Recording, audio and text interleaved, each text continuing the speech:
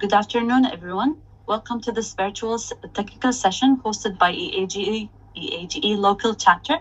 I'm Jumana Abdullah, one of the media production officers, and I will be the moderator for this session. Before we hand it out to our guest, I would like to inform everyone that this session is being recorded.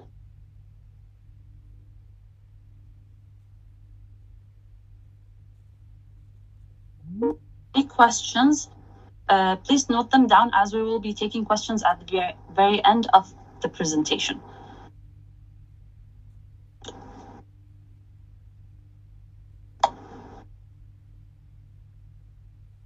To begin with, Dr. Nicolas Hawie, Senior Technical Advisor and Business Development Manager of Halliburton. Dr. Nicolas Hawie holds high distinct degrees in petroleum geosciences from the Imperial College of London, master's and doctoral degree from the French Institute of Petroleum and University of La Sorbonne, Paris. His focus is set on developing innovative shared earth approaches supported by numerical modeling and artificial intelligence to enhance the exploration and production of hydrocarbons. Dr. Nicolas, the floor is all yours. Hi, everyone. Thank you, Jumana and Fatma, for making sure everything is okay. I'm glad to be here, glad to be presenting to all of you in the EAGE Kuwait chapter. I want to take you a bit back towards first the industrial revolutions and trying to look together since the 18th century until the present. How did the different industrial revolution affect, the way we work and the way we do things? If we go back to the 18th century, the first industrial revolution was mainly focused on the mechanization, steam power, as well as weaving looms. Following that, in the 1870s, we have a second big industrial revolution, which is mainly affecting the mass production, the assembly lines, electrical energy. So we have a big shift in our life and in the industry in general. And after the Second World War in the 1960s, we have a major industrial revolution, which is mainly linked to the automations, the computers, electronics that we have seen mainly in the 1970s, 80s, 90s. However, today we really are in the heart of a fourth industrial revolution. And when we talk about this fourth industrial revolution, we talk a lot about cyber physical systems, we talk about Internet of Things, network. We have a rapid change and enhancement of technologies. The world is much more interconnected right now. We have much more smart automation in major industries, in communications, in transportation, in oil and gas. We also have adaptation of new and more efficient social patterns that usually incorporates all of these innovations at different levels. So the Industrial Revolution 4.0 is really affecting how companies manufacture, improve, distribute their products, but also how we produce energy and how we consume energy. So the energy industry is one of the major players in this transition towards innovative integration of practices. And it's very important to highlight the fact that in oil and gas and in the energy sector in general, we are going to be affected a lot by this Industrial Revolution 4.0. Now, why am I talking about Industrial Revolution 4.0? There's a very important shift in the last couple of decades, mainly focused on what we call artificial intelligence and machine learning. So I'm going to give you brief hints on what is artificial intelligence and machine learning. I'm not going to bother you with algorithm in this presentation. The idea is just to highlight how can we use these type of approaches or techniques into our exploration and production of hydrocarbons. So if I want to just give you brief descriptions of artificial intelligence, it's a broader concept that usually allows creating intelligent machines that can perform tasks typically required by human intelligence. And the machine learning is a subset of AI or artificial intelligence, and it mainly focuses on algorithms and statistical models that allow the computer to learn from the data without explicitly programming. And this is something very important. So algorithms and statistical models that allow the computer themselves to understand and readapt their programming without having someone reprogramming every single time frame. Now, the artificial intelligence and the machine learning have lately been intensively applied in the oil and in oil and gas industry, and I'll give you some example later on. But the major usage of AI and ML is mainly to improve the efficiency, the safety, as well as decision-making process. And you will see this a lot in the upcoming years, and you will see also the rapidity and the fastness of decision-making and the de-risking process that is made through AI and ML. Now, artificial intelligence and machine learning in oil and gas has been applied, and below are some key applications. I will dwell and mainly focus on the reservoir characterization and management part of things, but it's important to highlight the fact that we use these type of approaches to predict maintenance. So we use algorithms to understand to analyze sensor data from pumps, from turbines, predict failure before they occur.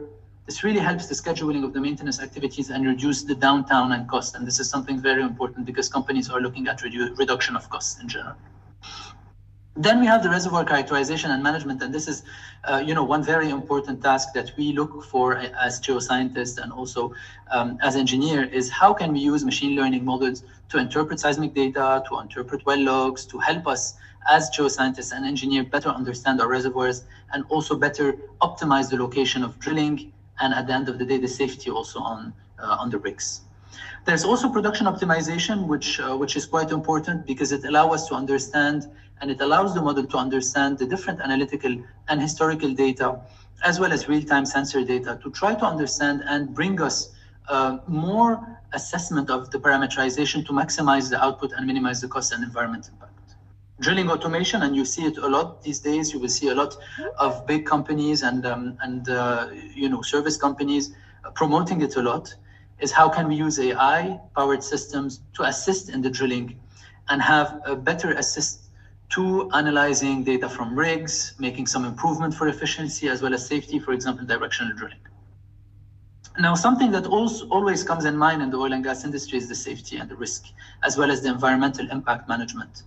We need to understand how to detect anomalies in operations, how to potentially safely operate on rigs, mitigate incidents, reduce as much as possible the impact on environment, as well as understand how can we optimize energy production, energy consumption while we reduce the emissions, because reduction of emissions is becoming more and more an important topic in the oil and gas industry. And finally, the supply chain management, amongst many other, which really help us, optimize the supply chain if we are looking to understand and manage the inventories we have, the logistics. Now, how do we integrate artificial intelligence and machine learning in what we call shared earth approaches? So maybe many of you have assisted or worked with me on developing some of the workflows that we currently do in exploration and production which we refer to as shared earth approaches. Why do we call them shared earth approaches?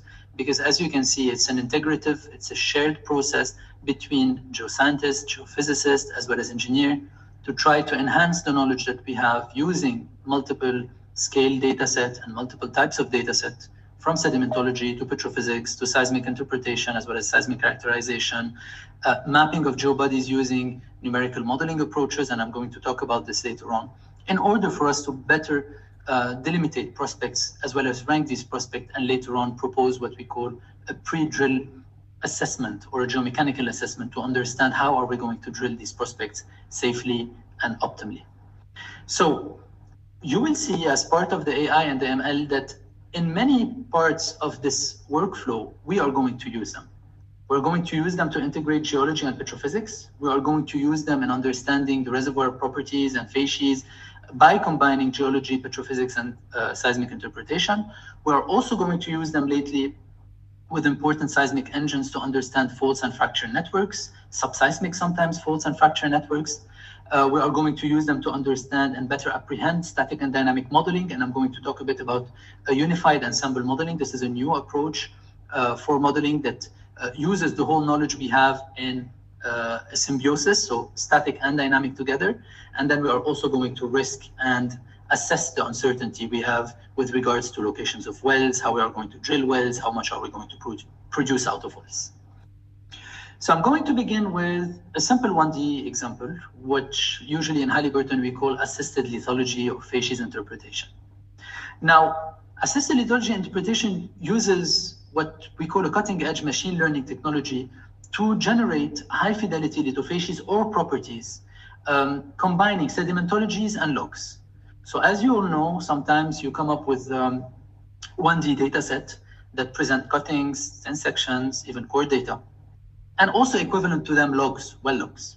So what we're trying to do using artificial intelligence and machine learning is to try to understand the link between the different properties of the rocks and their response on log, and then be able to predict facies and properties in areas or wells where we do not have any hard data as cuttings or thin sections or core data, but only logs, to predict the most appropriate response of the geology in the subsurface. This has been applied lately in many cases. In Kuwait, we can talk about the Triassic, the Paleozoic, in the offshore, because we really want to understand that we have a limitation of data at the end of the day. And we need to use this artificial intelligence to understand and predict how we are going to populate facies and properties in 3D. Now, I'm not going to bore you with a lot of details, but as you know, we can combine bulk density logs, compression of snowless logs, gamma ray logs, neutron porosity logs, and try to understand how are these logs going to change with regards to the lithologies or the properties that we're looking for. So if I want to simplify things, if you look at the upper right-hand corner, you will see that I have highlighted for you 4 key wells. These key wells have all the information needed with regards to log data, as well as sedimentology, stratigraphy data, and all the data set assessment that we usually have. Now, unfortunately, if you look at all the work that is done by all of us, we try to predict. We try to predict using geostatistics sometimes, but now we are going to use artificial intelligence to support our geostatistical approaches. In order for us to combine or generate log responses or property responses, even sedimentology or stratigraphic responses from a couple of wells, or what we call key wells, into a complete facies model spread.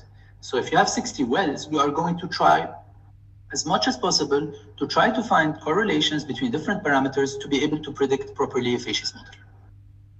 This is a small example that I'm giving you here on 2 successions, the Marat formation, for those who know a bit about the depositional environment in a relatively inner to mid-ramp setting in Kuwait, as well as the Zubair formation, which is a more silicic-clastic dominated unit.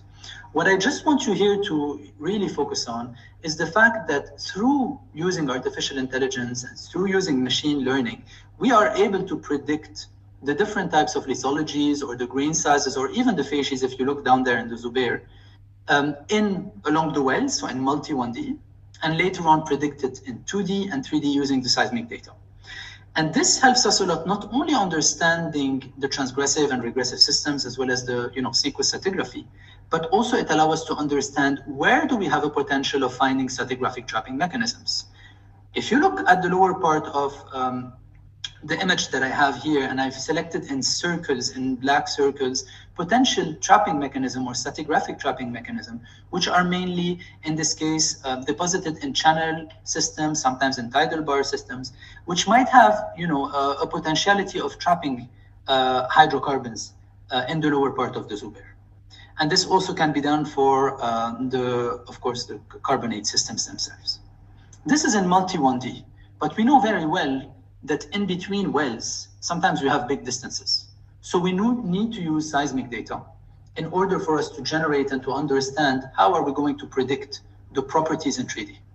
Now, many of you know, and many of you have worked with me on understanding how can we, understand, how can we advance in our seismic characterization and also really predict geology using seismic data.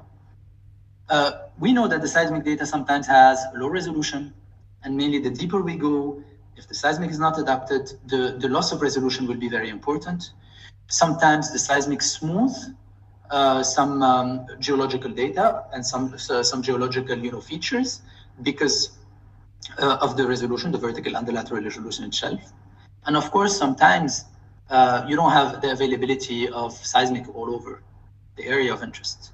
So you need to predict and try to understand more how can I generate or de-risk areas which don't necessarily have the best and optimal seismic data. So we combine seismic data with a high resolution data set, which usually comes from wells, if we have, of course, core data and section data, cutting data, but also from logs. And we will be able to generate through seismic inversion, through seismic multi-attribute assessment, a complete set of responses of the seismic data and the seismic character with regards to the geology itself.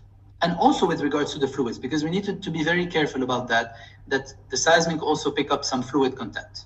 So really understanding what's the aim of our model and how are we going to interpolate the seismic signal by giving it a bit more geological sense. And this is why we are actually trying to engage into artificial intelligence, predicting properly facies and properties on well data, and try to inject this information back in the seismic data itself, keeping in mind, of course, the resolution of the seismic and the quality of the seismic itself. So I will not get you into too much detail in the integration technique, but this is just to let you know and to simplify things, because not everyone is a geophysicist or even a geologist with us today. But to simplify things is that we have different types of attributes, 2D and 3D on the seismic data. These attributes can be structural or even stratigraphic attributes. We also have the 1D or the multi-1D well models, as well as the log data. And what the AI model will do is we'll try to find correlations between the different attributes, as well as the log responses and the well responses. And we'll try to generate regression lines or try to generate for us correlation patterns or tendencies that will allow us later on to predict in the seismic domain the lithology, the potential fluid content, as well as some of the rock properties. This is an example that has been also applied in the Zubair example. I've put you some of the publications that I have online. You can find all the publication on ResearchGate if needed. But this is just to let you know that this type of example were applied not only on the Zubair, but also in many other formations along Kuwait, but also internationally. Now I'm giving you some example of Kuwait because most of you guys, and this is the Kuwaiti chapter, I think it will give you a small flavor of what to expect. So we used artificial intelligence at first to try to predict the different rock types and the facies that we have along wells. So using core data and sections, cutting, as well as log data, we are able to identify, in this case, different types of depositional environments, from channel fill to mouth bar to delta slope, heterolytic, prodeltaic formations or lithologies. So this is quite interesting because we are able to predict not only from a couple of wells, but we are able to predict on the whole log rich wells that we have along the area of interest and generate these type of sections and try to understand the continuity of your petroleum system elements from trapping mechanism to reservoir to sealing and sometimes also, of course, to source rock. Now, this will not be sufficient if we're looking at exploration. We will be needing another type of data set, which will be the seismic data set, to try to integrate within this artificial intelligence driven approach. So we use, of course, RMS amplitude, we use sweetness, and we use a whole set of attribute and combination of attribute, because the machine learning and the artificial intelligence algorithm allow us to run quickly through combinations of attributes, amongst them seismic attributes, to try to generate porosity cubes, lambda rho, mu rho cubes, fluid, water saturation versus saturation cube. And this would be quite important at the end of the day to reduce as much as possible the risk when we are trying to locate wells for prospects. So out of this type of integration, we are able to generate preliminary gross depositional environment maps. But not only that, we are also able to place faults and fractures predicted using also thin fault likelihood, using dip, curvature, and tracking a lot of structural attribute, and combine them to generate maps which take into account the stratigraphy, sedimentology, as well as the structural component, which is quite important. Now, how far can we define and quantify the uncertainties? Because many of you will be, you are using different types of data sets, you have a lot of uncertainties. How can we define these uncertainties? And unfortunately, uncertainties are spread into two main categories. The data uncertainty, which is mainly related to the volume of your data, the spatial extent, the type of your data, the quality, the consistency of your data itself. But one more difficult uncertainty to apprehend is the interpretational uncertainty. What is in between well, and who is first, interpreting? Is it a junior geologist? Is it a senior geologist? Is it an expert? How can we extrapolate in regions which are not covered by any data set? What type of data did we use to extrapolate? What is the complexity of using multi-scale and multidisciplinary integration? And this is something very, very important, because usually we miss it a lot along the exploration workflows, because you get through so many data with so many scales, vertical and lateral scales, which might be very different. And then at the end of the day is the non-uniqueness of interpretation. Different people will have different interpretations. Which interpretation to choose, depending on what are you looking for. And this is where we go into modeling and numerical modeling. Now, there is a conceptual model. A conceptual model is a model, a representation of a system that usually allows you, or allows people in general, to better understand and simulate, a concept. Are we looking at depositional environment, siliciclastic depositional environment, or carbonate depositional environment? This will depend on the type of formation you're looking at. However, currently we are using numerical models and not only geostatistical models. And I want to emphasize on the fact that geostatistical models are models which might be plausible, but sometimes we need to add more physical models, or also AI-driven models, to try to reproduce the nature and try to reproduce as much as possible the depositional environments. And I'm going to take you through these in my future slides. So this is just to highlight the fact that keep in mind, whenever you're trying to interpret or trying to understand the location of a prospect, you need to think in two ways. You need to think as a structural geologist, but also you need to think as a stratigrapher or as a sedimentologist. Because in order for you to be able to properly drill and find hydrocarbons, you need the full petroleum system elements to be present. So you need structure, and you need sedimentology and stratigraphy. Now, there are different types of modeling approaches and modeling resolutions that you will find, and different types of different types of software that are used, and I'm not going to focus on that. But this is just to tell you that we have at some point in our hands a lot of information and a lot of software to be able to model siliciclastic carbonate systems as well as mixed systems. Out of these models, and these are one of the models that I usually worked on a lot with you guys in Kuwait, but also internationally, is what we call process-based models. The process-based models are models which will allow you to understand how is the process of developing a siliciclastic or a carbonate system, using physical equations, or what we call diffusion equations or production equations, that will allow you to drive sediments from a point A to a point B based on subsidence changes, on bathymetry, on sediment transport, eustatic sea level changes.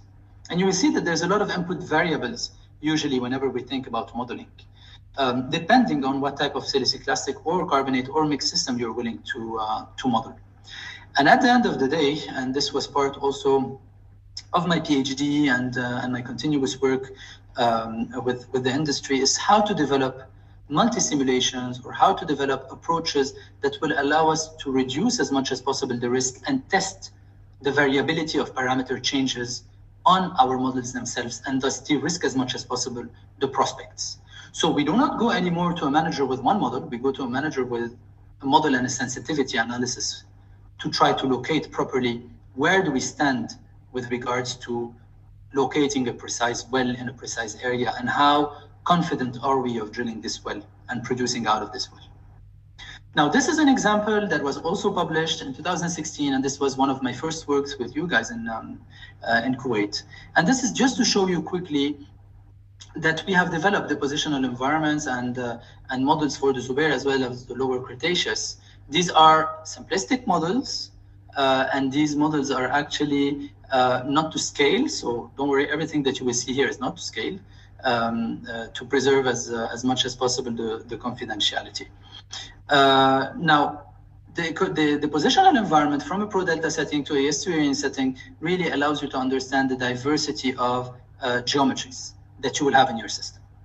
But unfortunately, sometimes we are not sure of the input parameters. And I'm just giving you a simple example here with regards to the lithology. Are we really developing a high sand content system, or are we looking at a low sand content system? So very low shale on the left, very high shale on the right. The first row will be the facies, The coarse sand will be the second row, and the water discharge will be the third row. And this is just to highlight and just to show you guys how the different types of models are going to generate for you different types of responses in terms of the geometries of the channeling system, the widespread localization of sand versus shale. So all of these are very important. But how to calibrate this? Now we are using artificial intelligence to support us to calibrate these type of models with results from seismic and well data. So we are able to generate through the artificial intelligence combinations and machine learning combination, best facies or best properties that will be expected in a depositional environment, and calibrate our forest stratigraphic models to it. And sometimes go beyond the seismic resolution, because seismic in general, you are bound to a vertical resolution which will be set, and you cannot breach it. The only way to breach it is using numerical modeling approaches. And in this case, we use physical approaches to support us in doing that. Now I'm going to use a second example. This is a nice example of a carbonate system. You can clearly see that you have sea level changes, you are developing geometries, progradations, retrogradations. The light colored, light blue, white represent shallow marine system, the darker blue represent the deeper marine system. This is just to show you again that the process-based model allow you to understand these type of geometries that sometimes might be subseismic.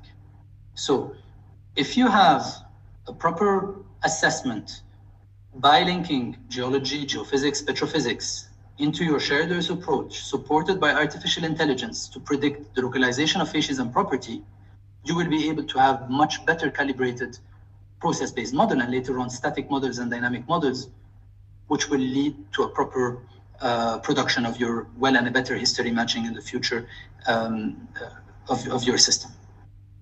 So there is a lot of depositional environment features, and these depositional environment features will actually lead to the generation of different types of petroleum system elements.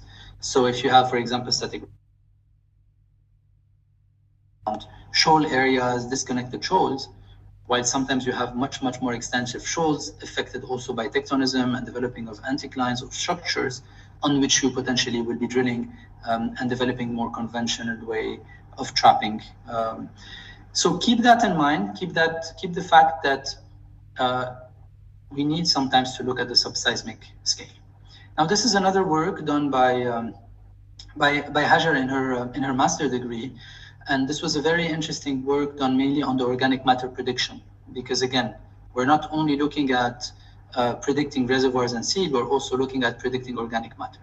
So artificial intelligence that we usually use whenever we have TOC data, whenever we have log suite, as well as geochemical data set, can support a lot in trying to potentially predict areas of high TOC, of high HI that might be prone to being a good source rock, and later on modeled through the combination of forest stratigraphic modeling as well as basin modeling that will lead to a better understanding of the kitchen development, the charge of your system or the migration of your system, the charge and the accumulation in stratigraphic trapping mechanism, but also in structural trapping mechanism.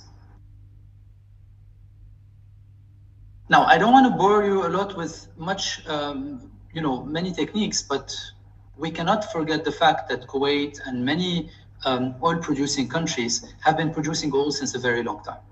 So sometimes the wealth of information that you have on wells is huge. And you cannot just use process-based modeling without also calibrating it to thousands of wells, and sometimes tens of thousands of wells which are drilled in countries. So that's why we have developed, also through the experience that we had, a link between geostatistical models and also forest stratigraphic models to try to have both approaches. A physical approach, which is mainly based on physical equations, the fusion equations, and also the geostatistical approach, which is mainly based on geology or geography and statistics. This is quite important because it will enhance the output parameters of your static model in terms of understanding lithologies, properties, and also saturations. Now, as I told you, we cannot forget about the structural model. Now, unfortunately, sometimes we go quickly on the structural interpretation. We just interpret major faults, but we do not look at, trying to understand the influence of microfracturations or microfracturations.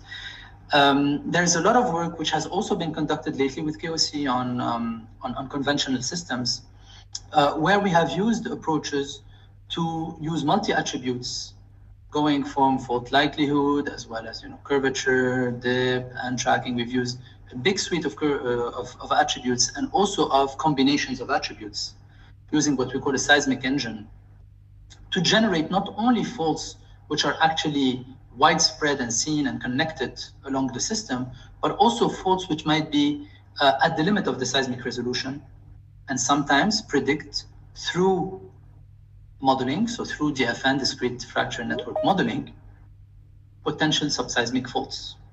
Now, how do we do that? We do that by a combination of geological information, core data, where we can interpret fractures and microfractures as well as vugs on cores, and log data by log imaging, so looking at image logs, trying to understand the location and direction of subseismic faults or subseismic fractures.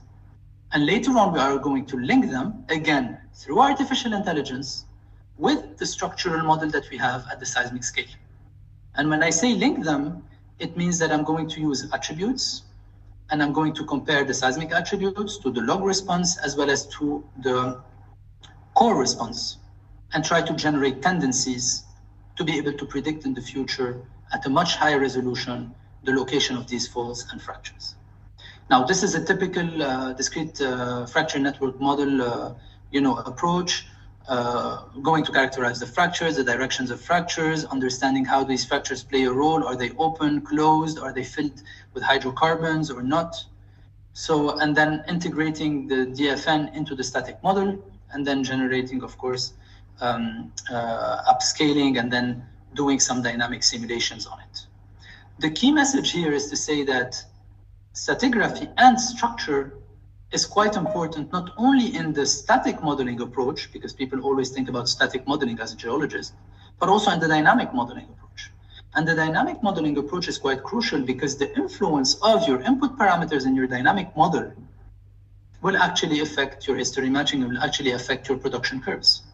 So you need to be very careful about how to apprehend the static model and the dynamic model itself. A couple of months ago, we had a very nice work with many of you guys who have traveled to the US, work with Halliburton on understanding how do we build static model and the influence of static model on the dynamic parameters. And in our approach currently, we always think about the static model being a separate entity from a dynamic model. But recently, and with the new developments that we have, and Halliburton has acquired a new company which is called Resoptima, we have now in developing, and we have been continuously developing, what we call unified ensemble modeling.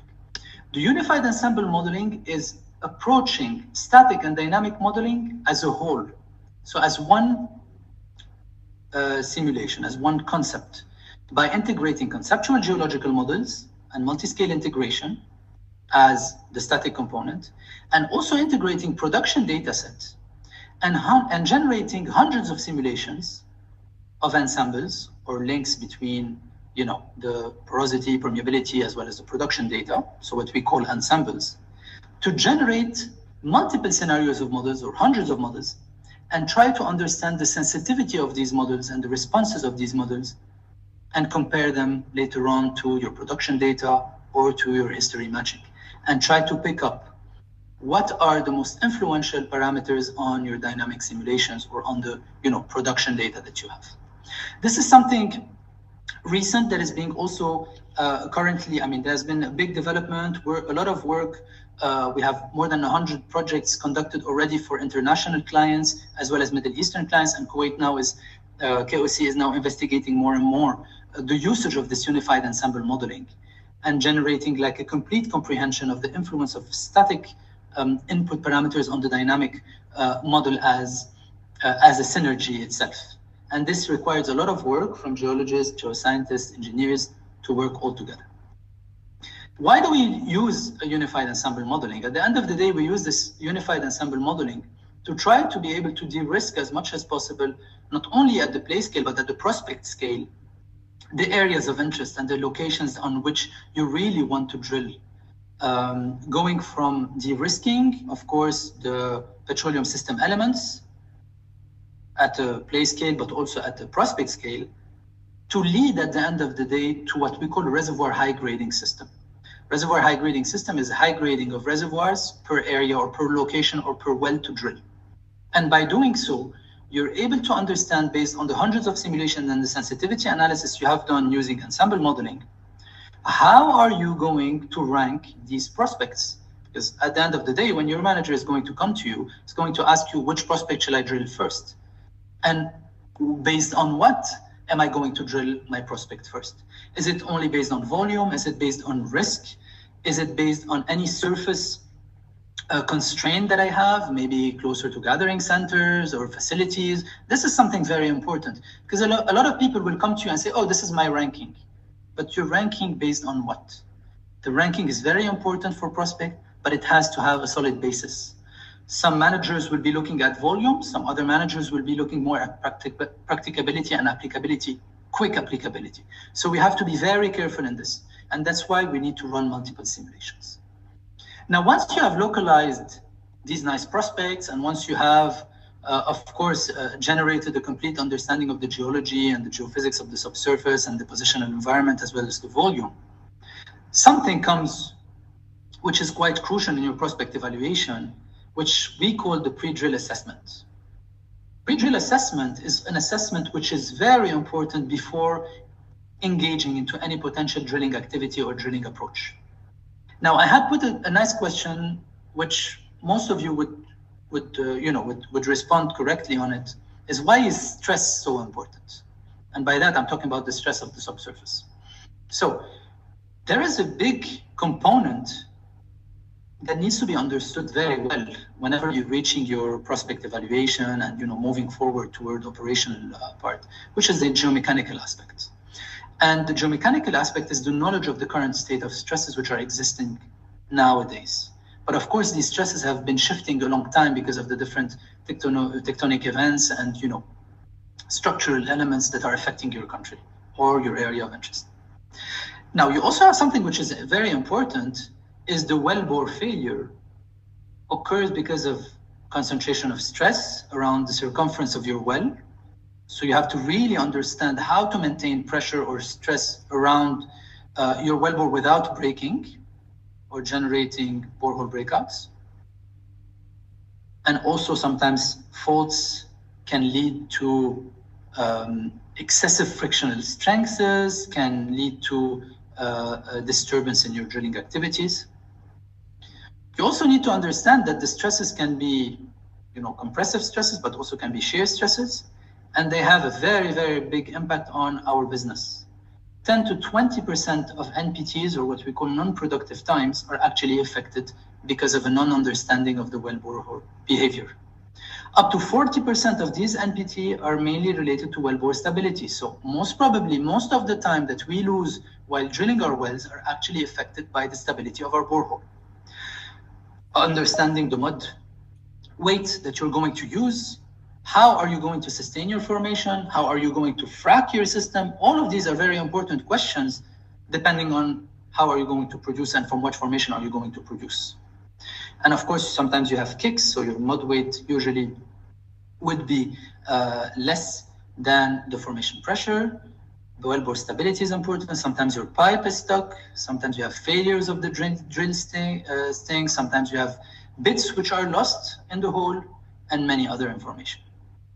So be very careful about that, because this also can impact a lot how manager will perceive your operational side related to the prospect evaluation. I'm not going to take you a lot into 1D and 3D mechanical earth models. There's a lot of work conducted in KOC and by different types of contractors who really assess in 1D but also in 3D mechanical earth models. And again, artificial intelligence can also play a role to try to understand the link between the mechanical earth properties as well as the seismic responses or the log responses. So here again, artificial intelligence can play an important role. Now I'm going to finalize with these two slides. Why am I talking about prospect evaluation? Why are we talking about artificial intelligence? Why are we going to talk about machine learning? The overall output of all of the work that we are currently, guys, doing is to try to predict for the future how is Kuwait or any other country which is producing hydrocarbon is going to develop its fields in the onshore and the offshore. And you will see that you will be challenged a lot to try to understand the number of wells that you're going to drill, what's the economical factor related to these wells, and how are we going to develop? What type of development scenarios are you going to propose? So some geoscientists and engineers only think in the subsurface, but unfortunately, you have a lot of surface constraints and congestions on fields that needs to be accounted for. So your location of wells, even though you might like to have 100 wells drilled and 100 prospects, sometimes the surface will not allow you to be able to easily go and operate because of a well congestions. I don't know, because of a farm present in Wafra, because of electrical, like a big power plant existent somewhere. So we need to be very careful about that. And this is where we go to something that I'm really very interested in lately, which is what we call collaborative well planning. Collaborative well planning approach is to try to understand and try to collaborate between geologists, well construction, reservoirs, facilities, all of it to try to reduce as much as possible the hazards, understand where are we going to produce and how are we going to lead to a better enhancement of our production through time. Now, finally, this is just a quick example to show you, and also again, this is not at scale. This is a field in the UAE. This is just to show you that in order for us sometimes to drill in the subsurface, we need to find solution on the surface. And sometimes we need to go to pad drilling and trying to reduce as much as possible the surface congestion. I want to thank everyone for being here today, and it was a pleasure to present to you some of the work that we're doing, and hopefully to be able to interact with all of you in the upcoming days and months. Thank you again. Thank you, Dr. Nicolas. Now we will open the floor for questions. Please feel free to raise your hand or use the chat box to drop your question there.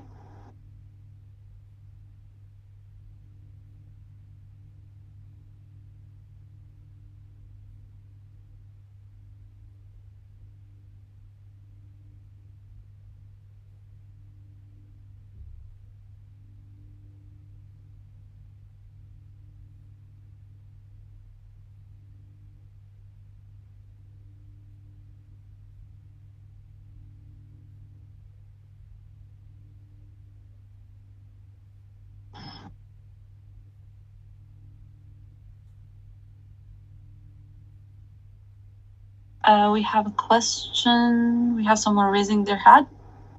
Fatma? Yes, please. Yes. Thank you. Thank you so much for this presentation.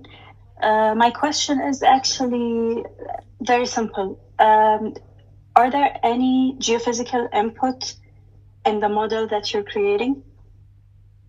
Yes, there's a lot of geophysical input that usually are inputted in these type of models. You have, of course, surface horizons, so interpretation, you have thickness maps. You also use a lot of geophysical results to constrain your models, meaning that if you have attribute assessments, you can use them to drive your models, so you can or input them as input parameters and generate and populate geostatistically based on the seismic inversion or the attribute assessment, or you can use them later on as a QC.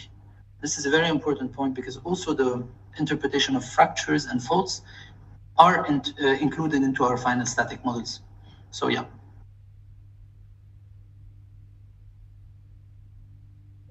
Thank you so much.